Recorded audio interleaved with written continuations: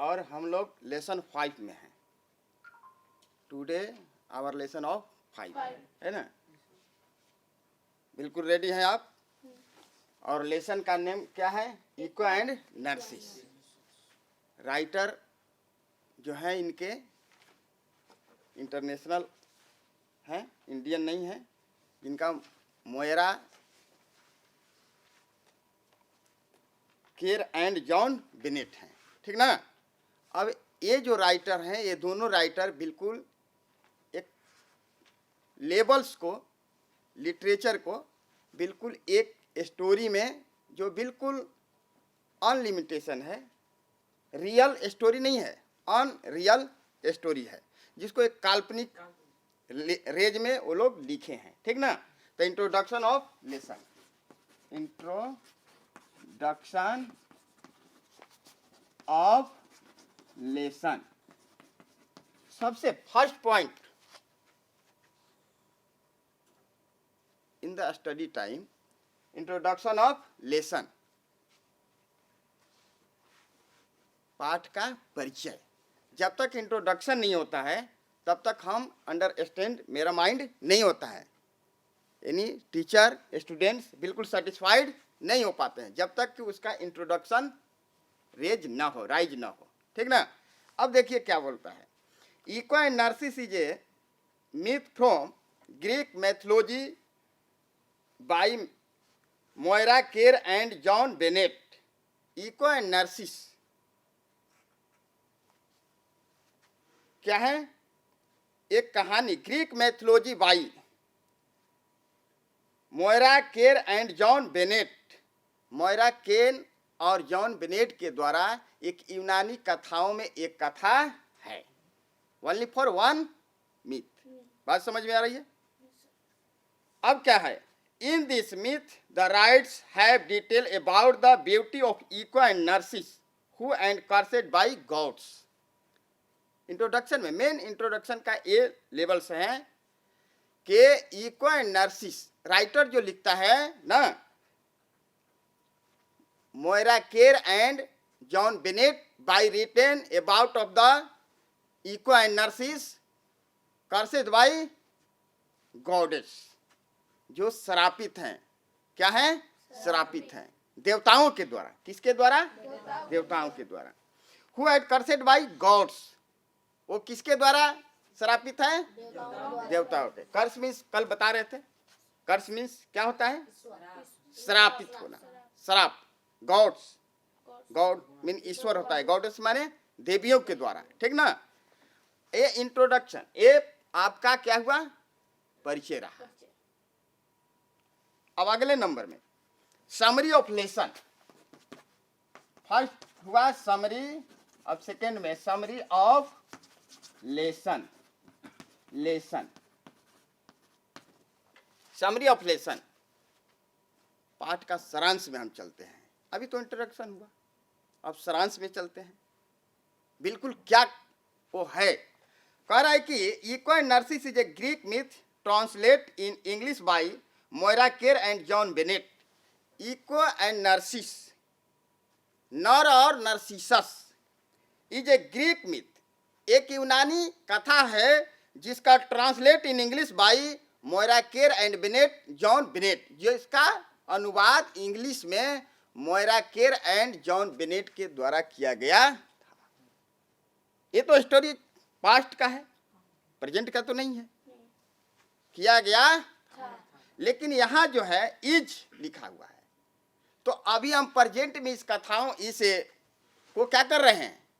पढ़ रहे हैं, पढ़ा रहे हैं, है कि नहीं?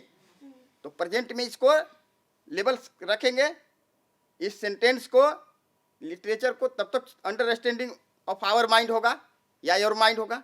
इमेजिंग पावर को राइज करने के लिए, इमेजिंग पावर को स्ट्रॉन्ग बनाने के लिए पास्ट वाली चीज को प्रेजेंट में ही डालकर उसका स्टडी किया जाता है, ताकि बिल्कुल न्यू हो।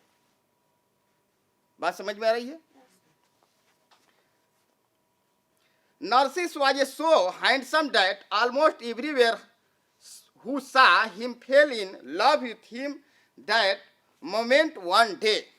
Moment नर्सिस जो था इतना हैंडसम था, इतना सुंदर था कि जो उसको देखता था ना, उससे उसको प्यार हो जाता था। क्या हो जाता था? बिल्कुल हैंडसम था, और जो भी उसको देखता था उससे क्या हो जाता था? प्यार हो जाता था। उसमें एक अट्रैक्शन पावर था, फोर्स था, हैंडसम था।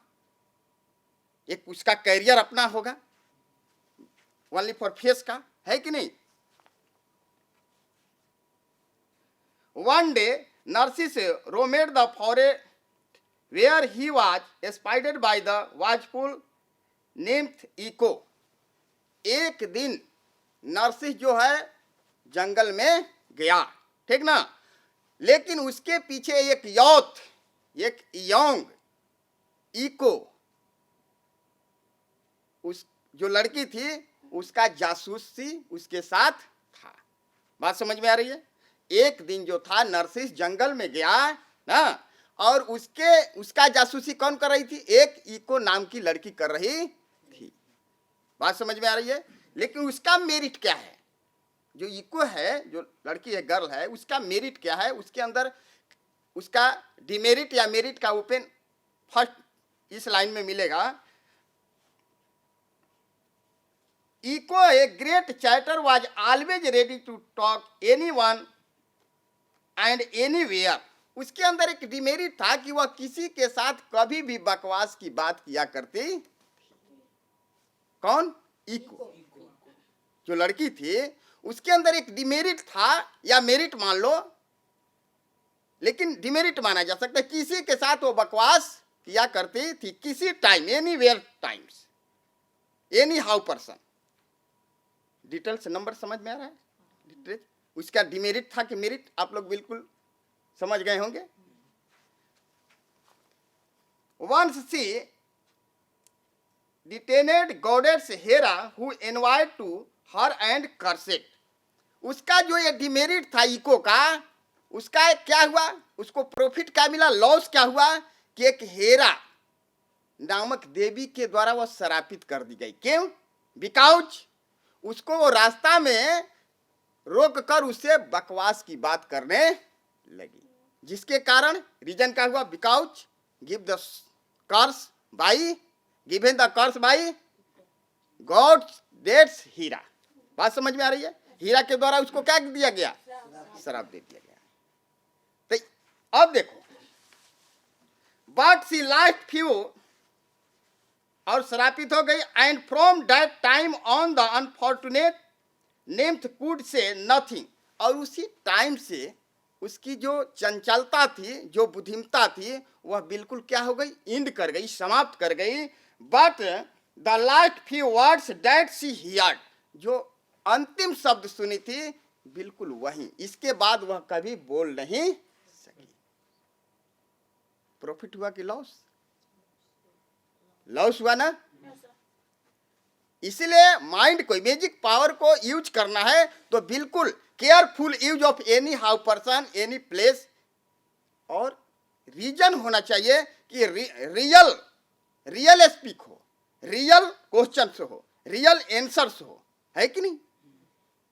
ताकि जिसमें एक पॉइंट्स मिले, जिस पॉइंट्स को डील किया जाए, एक्सप्लेन किया जाए, उसका एक्सपीरियंसता बिल्कुल समझ में जाए, अंडरस्टैंडिंग में हो। इमेजिंग पावर का एक बहुत क्या है? एक मेरिट होना चाहिए। एनी पर्सन, किसी भी व्यक्ति, किसी व्यक्ति में। बात समझ में आ रही है?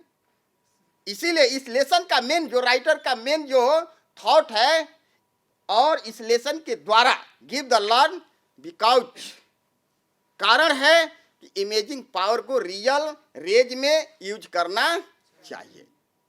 Any person to use of imaging power that is real points, और हाई कैरियर हो, हाई थिंकिंग हो।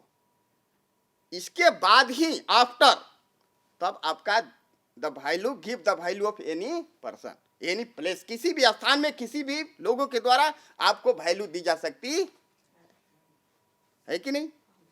हम इसी तरह बकवास करते जाएं, हमारा कोई वैल्यू नहीं होगा। No value of any, give the person, any place, कोई जगह आपका वैल्यू नहीं रहेगा। इसीलिए वैल्यू बनाना है, कैरियर को राइज करना है, बाय लेसन के माध्यम से, तो हमें एक काम करना है कि हमें बिल्कुल real speech, real knowledge, real question और रियल आंसर होना चाहिए। बात समझ में आ रही है? स्टूडेंट का एक मेरिट होना चाहिए।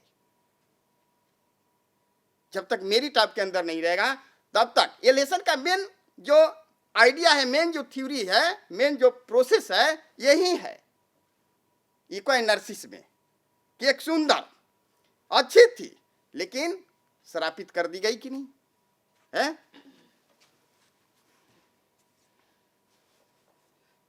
Trembling Echo who was flowing, Narcissus wanted to gaze upon the beauty his face। इस तरह श्रापित होने के बाद वह जो नर्सिस के संबंध में सुनी थी ना, उसको बार बार क्या उसके सुंदर चेहरा को देखना चाहती थी। लेकिन रीजन क्या था? थोड़ा आप देखो उसके अंदर साई आ गया, क्या आ गया, वो अपने आप को बिल्कुल अनहैप्पी में समझने लगी कि but she feel loved that he would laugh at her silly speech. लेकिन उसको एक भय था, किसको? इको को, नर्सिस से। वह नर्सिस के चेहरा को देखना चाहती थी, उसकी सुंदरता को परखना चाहती थी, उससे कुछ बात करना चाहती थी, लेकिन उसको एक भय था बिल्कुल कि वह मेरी इस तरह की बुद्धिहीनता को देखकर क्या करेगा? हंसेगा। क्या करेगा? हंसेगा। क्यों हंसेगा? क्योंकि उसको बोलने वाली क्रिया समाप्त हो गई, उसकी बुद्धि जो है बिल्कुल श्रापित हो चुका है। अब उसको भय था, लेकिन अंदर से जो था बिल्कुल स्पिरिचुअल जो थॉट था, बिल्कुल उस फेस को देखने की चाह थी, बट कर्सित श्रापित। इसीलिए main so I call about of my dear student, बिल्कुल all speech, real question, real answer, real career, ये लाइफ में सबसे मेरिट पॉइंट रखता है। इस पॉइंट को हमेशा मेरिट पॉइंट को बनाना है। तो रियल पॉइंट्स में जो कैरियर होता है, जो स्टडी पीरियड का जो लेवल्स होता है, वो बिल्कुल रियल होना चाहिए। जब तक रियल नहीं होगा हम स्टूडेंट के योग्य हो नहीं सकते, हम शिक्षक के योग्य हो नहीं सकते। हमारे अंदर एक कैरियर होना चाहिए, बिल्कुल केयरफुल माइंड, केयरफुल स्पीच, सावधानीपूर्ण माइंड को रखना है। इस लेसन से यही नॉलेज होती है, और कुछ है नहीं। A story by give the knowledge that is our life future rich. जो कहानियां होती है वो हमारे जीवन को एक भविष्य के लिए क्या देती है? बिल्कुल give the way, real way, एक वास्तविक रास्ता को देती है, और कुछ नहीं। इस कहानियों को पढ़ने से क्या यही ना होता है कि हमें किस लेवल से होना चाहिए। Before long Narcissus wandered away from his companions, and when he realized he was lost the called anyone if present there. वह जब जंगल के अपने साथियों के साथ गया था ना, वो जंगल के तरफ गया तो भटक गया, अपने साथियों से उसके रास्ते क्या हो गए? भूल गए।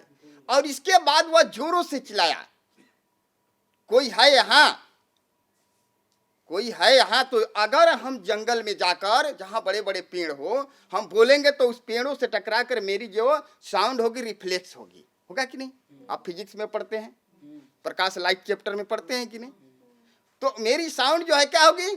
बिल्कुल रिफ्लेक्स होगी। तो उसी तरह उसका साउंड जो है पेड़ों से टकराकर रिफ्लेक्स हो रही थी, और फिर वहीं उसको सुनाई दे रहा था। किसको? नर्सिस को, क्योंकि वो रास्ते को भटक गया था। साथी लोग दूसरे साइड में चले गए और ये दूसरे साइड में। एक बिल्कुल एक अनरियल स्टोरी है, जिसको राइटर ने बिल्कुल लिटरेचर में सजाया है, बिल्कुल सेट किया है अपने माइंड से, बिल्कुल। He heard his voice reflecting from the woods। उसकी जो आवाज थी वो लकड़ियों से टकराकर, यानी जंगलों के पेड़ों से टकराकर पुनः रिफ्लेक्स हो रही थी। Eco overcome her साइनिस and crypt her ईडिंग place for approaches nurses. जो इको थी वह जंगलों में ही रह थी ना, जो उसका जासूसी कर रही थी, लेकिन श्रापित हो चुकी। किसके माध्यम से? गॉड, हाँ, देवियों के माध्यम से, देवी के हीरा देवी के माध्यम से। अब क्या हुआ कि वह उसको, उसकी आवाज को सुनी तो वह छिपी हुई थी, वो बाहर आना चाहिए और पुनः उसे अप्रोच का मतलब परिचय ना, वह अपना डिटेल्स परिचय देना चाहिए। लेकिन क्या हुआ देखो, कह रहा है but nurses had solved the mystery of the voice, रफली पुशेड हर अवे एंड रेन। लेकिन नर्सिस ने उसकी बुद्धिहीनता पर क्या किया? उसकी बुद्धिहीनता को हल कर चुका था। इसके बाद उसे धक्का देकर ना और दौड़ गया। क्या किया? उसको भी धक्का दे दिया। निर्दयतापूर्ण लिखा है, रफली पुशेड, एकदम निर्दयतापूर्ण धक्का देना। क्या देना? By nurses. किसके माध्यम से? By nurses. बाई का मतलब के द्वारा। बात समझ रहे हैं ना? ये तो लिटरेचर है, पास्ट लेवल्स का है। इस तरह से उसको निर्दयतापूर्ण उसको क्या किया? धक्का देकर चला गया। यानी उसको लाइक नहीं किया, उसको लाइक नहीं किया। अगले नंबर्स में देखिए क्या हुआ। वो तो श्रापित हो चुकी है। अब इधर देखते हैं। The nymph was so impressed and ashamed that she hides herself in a dark cave and never came into the air and sunlight again। और उसके दिल में इतना चोट हुआ जब नर्सिसस ने इको को इस तरह की धोखा दिया, तो उसके दिल में इतना चोट, स्पिरिचुअल पॉइंट पर इतना अटैक हुआ, बैड इफेक्ट हुआ उसके थॉट पर, कि वह एक डार्क केव यानी एक गुफा में चली गई, एक अंधेरी गुफा में चली गई, और वह कभी भी हवा, वायु और सूरज के प्रकाश को नहीं ली। वह कभी भी वायु और सूरज के प्रकाश को नहीं ली। एक बार चली गई गुफे के अंदर, अंधेरी गुफा में, तो फिर वह निकले नहीं। हर youth and beauty with her way and her body become so shrunken and teeny that eventually she vanished altogether। इसका रीजन क्या हुआ? इसके बावजूद उसकी क्या हुई दुर्दशा कि उसकी जवानी की जो ब्यूटीफुल था, सुंदरता थी, वह क्या हो गई? मुरझा गई। क्या हो गई? मुरझा गई। Withered away and her body become so stuck, और उसका बॉडी जो है बिल्कुल सूख गया और वह छोटी सी लगने लगी। क्या लगने लगी? दैट इवेंचुअली सी वेनिशेड ऑल टुगेदर, दूसरी की अपेक्षा। कहने का मतलब कि जब वो गुफे के अंदर चली गई, कभी भी प्रकाश और हवा को नहीं ली, जिसके कारण उसकी सुंदरता समाप्त हो गई और उसके शरीर सूख कर मुरझा कर बिल्कुल क्या हो गए? छोटे हो गए। मेन रीजन नर्सिसस है, जो उसको लाइक नहीं किया और उसके बैड इफेक्ट पड़ा उसके दिल पर, हार्ट पर, जिसके कारण वो कहाँ चली गई? और इसका नतीजा हुआ कि उसके सारी सुंदरता समाप्त हो गई, बॉडी मुरझा गया। बात समझ में आ रही है? Echo was not only one to be treated brutally by Narcissus, but he had played with many hearts। Echo ही एक ऐसी लड़की नहीं थी जिसके साथ इसने इस प्रकार की धोखा दिया। नर्सिस ने जो धोखा दिया है, ये इको एक पहली लड़की नहीं थी, इससे बहुत पहले लिखा है अगले टीचर में, but he had played with many heart, वह अनेक दिलों से खेला था। वह अनेक दिलों से क्या किया था? नर्सिस खेला था। इको फर्स्ट लड़की नहीं थी उसकी लाइफ का, लेकिन इसका फर्स्ट लड़का था वो। कौन? नर्सिस, इको के लिए। लेकिन इसको भी धोखा दिया। इसकी दुर्दशा आप देखें अभी क्या हुआ उसका पोजीशन। तो नर्सिस जो था इस प्रकार, वह एक ही इको फर्स्ट लड़की नहीं थी कि जो इस प्रकार का हुआ उसके साथ। बहुत सारे दिलों के साथ इसने ऐसा खेल खेला है। One of those who had scorned prayer to gods, एक उसी में से जो लड़की थी ईश्वर से प्रार्थना की। किससे प्रार्थना की? That Narcissus would someday find himself escorted by one he loved. नरसिस जिस लड़की से प्यार करता है उससे घृणित हो जाए, और क्या, यही उसने प्रार्थना की, प्रेयर की। The prayer was heard and granted, उसके प्रार्थना को सुना गया और रिसीव किया गया ना, स्वीकार किया गया। Tired and thirsty, Narcissus threw himself down beside a still clear pool to drink. थका हुआ और प्यासा नरसिस जो था वह एक तालाब, एक साफ पोखर तालाब पर गया, क्या करने के लिए? पानी पीने के लिए ना। इसके बाद क्या हुआ? When he learned leaned over the shining surface, उस पानी के तालाब के किनारे जब गया और तालाब के पानी पर जब देखा तो उसके बहुत सुंदर एक चेहरा दिखाई दिया। किसको? नरसिस को। उस तालाब के अंदर क्या हुआ? दिखाई दिया। जब नरसिस थका हुआ और प्यासा था तो तालाब के नजदीक गया ना, और क्यों गया? पानी पीने के लिए। और जब तालाब की पानी पर देखा तो उसके बहुत सुंदर एक चेहरा दिखाई दिया, क्योंकि उसको इस तरह की प्ले करने की एक आदत बनी हुई थी, है ना। लेकिन प्रेयर तो सुन लिया गया उस लड़की के द्वारा। He saw the reflection of the most beautiful face he had ever seen. उसने उससे एक रिफ्लेक्स, जो परावर्तन हो रहा था उस पानी के अंदर से सुंदर चेहरा का, उसको देखता रहा। क्या करता रहा? क्योंकि उसकी एक कैरियर थी, सुंदर चेहरा को देखने की एक कैरियर थी और धोखा देने की एक कैरियर थी। बात समझ में आ रही है? लेकिन तो यहाँ तो प्रेयर सुन लिया गया है, प्रार्थना को सुन लिया गया है, क्यों करने के लिए? श्रापित करने के लिए। किसको? नरसिस को। He saw the reflection of the most beautiful face and he had ever seen. His heart trembling at the sight. For a long time Narcissus remained there beside the pool, never raising his eyes from the surface. वह लगातार उसको देखता रहा। उस चेहरे को क्या किया? वो जो रिफ्लेक्स आ रहा था, वो चेहरा, शाइनिंग फेस, उसको लगातार अपनी आंखों को बिल्कुल एक लेवल्स में डालकर एक टक करके उसको देखता रहा। और देखने का नतीजा क्या हुआ? At last his body with hair away and become the stem of a flower. और उसका बॉडी जो हो गया बिल्कुल क्या हो गया? एक फूल की तरह हो गया, फूल के स्टीम की तरह हो गया, तना की तरह। किसका? नरसिस का। इको तो हो ये गई, लेकिन नरसिस इस श्रापित हो गया। वो इतना उसके प्रति देखता रहा कि देखने की क्रियाओं में सारे इमेजिंग पावर, अपना थॉट थिंकिंग पावर सारे भूल गया, और बिल्कुल वो क्या हुआ? फूल की तरह, तना की तरह हो गया। And his head the lovely gold, उसका जो सिर था जो सोने की तरह था ना, उसका सिर, सुंदरता थी इतनी।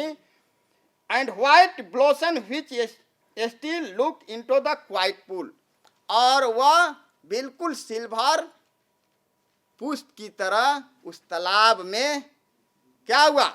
उस जगह जहां था वहां बैठा, वह सूख कर उसी तरह का फूल बन गया। क्या बन गया?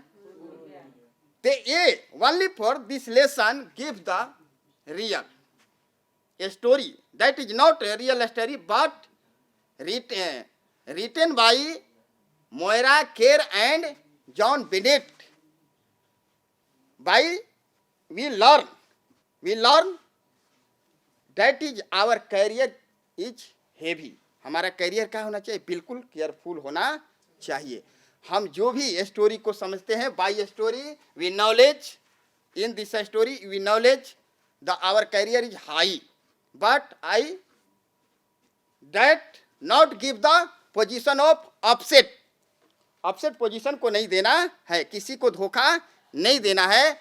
हमें अपने करियर को, अगर handsome body, handsome imaging power, handsome thought, that is peaceful of any place,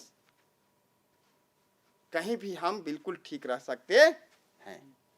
कहीं भी ठीक रहने के लिए हमें करियर की जरूरत है, क्योंकि स्टूडेंट लाइफ में आप हैं। स्टूडेंट लाइफ का मतलब होता है high career, high thought, high thinking, yes, और स्टडी पीरियड का जो पॉइंट्स होना चाहिए बिल्कुल लेबोरियस होना चाहिए। क्या होना चाहिए? हाँ, जब तक लेबोरियस नहीं होगा तो कोई कार्य किया नहीं जा सकता है। स्टूडेंट लाइफ का पहला अगर मेरिट है तो स्टडी पीरियड में बिल्कुल केयरफुल हियर, एक बिल्कुल शांतपूर्ण सुनना है और बिल्कुल क्या करना है? अध्ययन, बिल्कुल डीपली स्टडी करना पड़ता है, तब कहीं आप स्टूडेंट के योग्य हो सकते हैं। स्टूडेंट का मतलब ये मेरिट होता है। आपका main best friend of books, आपका जो है your main best friend of books, आपकी जो ओरिजिनल जो है सबसे सुपर फ्रेंड है तो कौन है? बुक है। आप बुक के साथ बात करें, तब आपका करियर और नॉलेज सुपर होगा। आज का जो लेसन है बिल्कुल समाप्त हुआ। Echo and Narcissus, thank you, धन्यवाद।